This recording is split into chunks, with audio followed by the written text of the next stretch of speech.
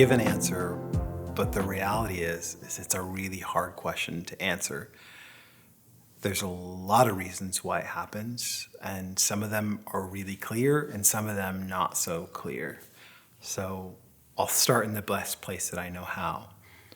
One of the reasons that racism happens is that there's an underlying belief by someone that someone of a different race is not as good, is somehow bad, is somehow flawed or worse or scary or dangerous, not because they actually are any of those things, but because of the color of their skin, that the color of their skin means those things.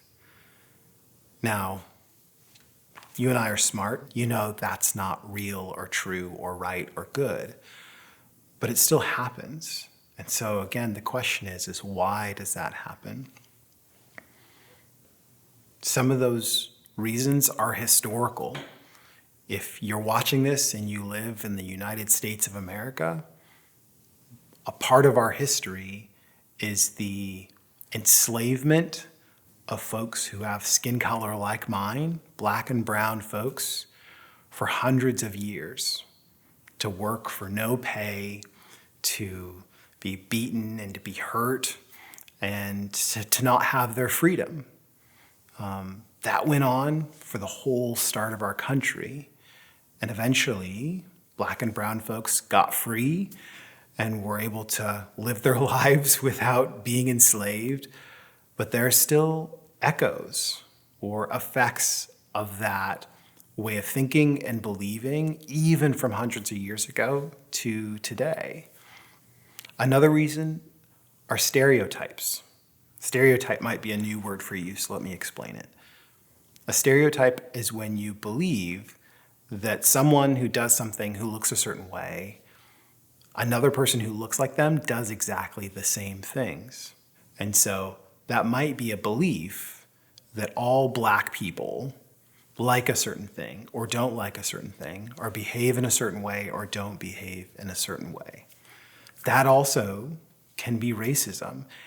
And it might be an easy way to make sense of life and the world around you, but it's also not good. And I think one of the last reasons why racism happens, and again, these are not all the reasons, these are just some of them, is that it makes someone feel better than another person. It makes them feel good about themselves.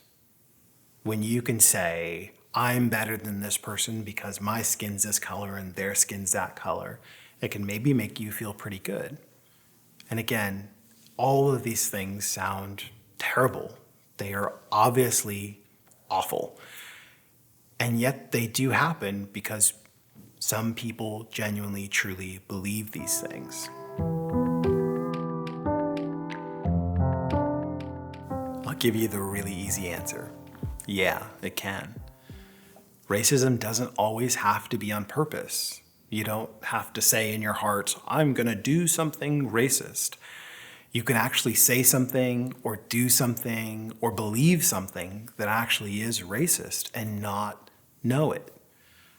One of the ways to know whether it's racism or not is to see that effect or know how that makes somebody else feel.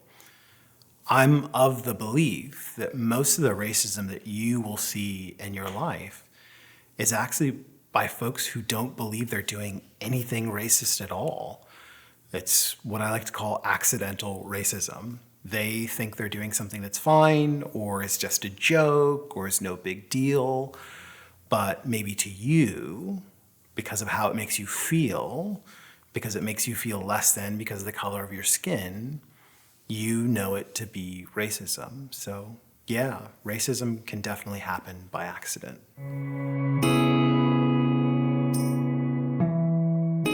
And the easy answer is no, we shouldn't ignore people's skin color. Now, you might believe or you might have heard or you might know someone who thinks we should be colorblind. Or what I mean by that is to not see somebody's race or skin color, that we should ignore it. And they'll say really wonderful things like we should treat everybody equal and we shouldn't pay attention to race at all. and that would fix all of our problems. One of the problems with that is that we should be able to treat everyone equally. We should be able to give everybody the same dignity and respect and love, not in spite of their race, meaning ignoring it, but because of who they are and all of who they are. When someone says to me, I just see a person, Jelani, I don't see your skin color, what I hear them saying, and it doesn't feel very good, is that they don't see all of me, is that they're ignoring a part of who I am and my identity just to try and offer me value.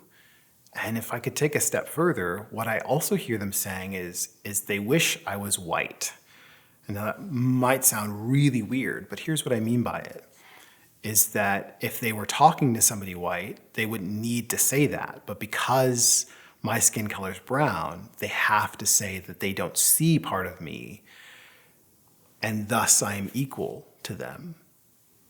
I think it's really important that we not be colorblind or ignore race or ignore someone's skin color. I think it's okay to see color, to see all the different shades that people are and still value them for who they are and still treat them as equal.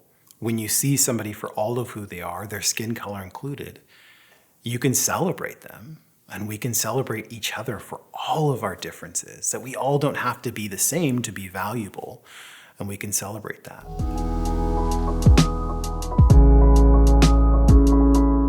Some of you will already know this because you'll have experienced it. You'll have felt it. You'll know exactly what it's like. For me, it's a lot of different things. Sometimes it's a feeling of awkwardness. Sometimes it's a feeling of shame. And sometimes it's really painful and it hurts a lot. Racism can feel like a bunch of different things, I think because it can look like a bunch of different things. Like I said in my book, it can be a look, a comment, a question, or a belief. Sometimes it's violent and aggressive, like you might see on TV. And sometimes it's someone not believing that you're good at something or like doing a certain sport or like a certain food, again, because of the color of your skin.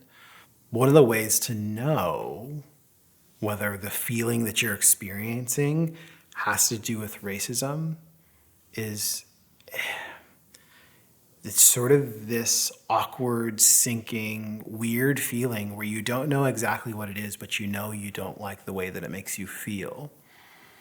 For me and for my kids and for my friends, it often shows up like that. It's not a big, huge feeling. There's not a lot of tears and stuff like that. There can be, but often I find that it feels just like that.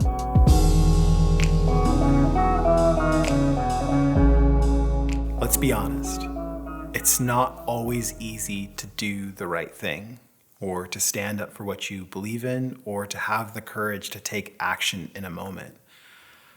I think oftentimes the way racism works is it shuts you down and makes you feel like you can't move or do anything or say anything.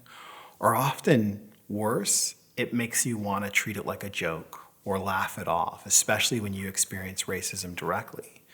So what should you do? I think the first thing is you need to be able to tell yourself that what is happening is racism. I think that's the first step. If you can't call it racism, you won't treat it like racism. And so you have to be able to identify it. And then I think from there, if you have the courage, if you have the ability and the willingness to stand up and say something, then do it. But I don't think you should expect that of yourself every time, because sometimes you won't be able to identify what's making you feel so uncomfortable in the situation, and sometimes you won't know what to say. You won't have the argument to give in your head, back to that other person. So my last encouragement is go tell a grown-up. For me, it's going to talk to my kids or my wife or my friends. For you, go talk to a teacher or your parents or even a friend and tell them what you saw, what you heard, what you experienced, and tell them, hey, I think that might have been racist or racism. That maybe sounds like a really big sort of thing to say, but I think it's okay to say. I think those are the best steps that you can take when you see or hear something that's racist, that you can do every time.